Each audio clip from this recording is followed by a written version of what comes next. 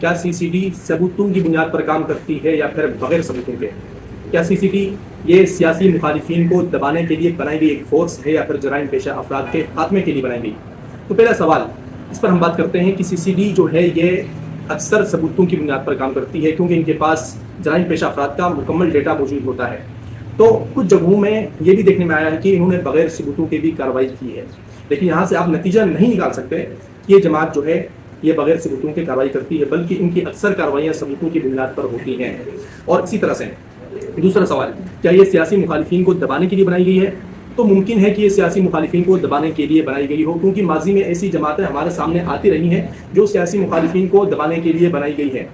تو سی C D forces آپ کچھ چیزوں کو دیکھ کر اندازہ لگا سکتے ہیں۔ مثال کے طور پر اگر یہ جو ہے اپنی سیاسی مخالفین کے خلاف ہی کارروائی کرتی ہے تو معلوم یہ ہوگا کہ جو ہے سیاسی مقاصد کے لیے استعمال کی جا رہی ہے۔ اور اسی طرح سے دوسری اہم بات یہ ہے کہ اگر یہ بغیر کسی ثبوتوں کے اور بغیر کسی ایف آئی آر کے کارروائی کرتی ہے اور عدالتی کارروائیاں تفصیلات سامنے نہیں آتی، تو یہاں سے یہ اندازہ لگایا جا سکتا ہے کہ یہ سیاسی مخالفین کو دبانے کے لیے بنائی گئی ہے۔ البتہ فی الحال ہم کوئی حتمی رائے قائم نہیں کر سکتے یہ سیاسی فورسز ہے یا پھر واقعی میں سیکورٹی فورسز، جس کا اندازہ بعد میں آپ کو پتہ چل جائے گا اور بعد میں آپ اس پر کوئی حقیقی تبصرہ کرتے ہیں۔ فی الحال سارے تبصرے فضول ہیں۔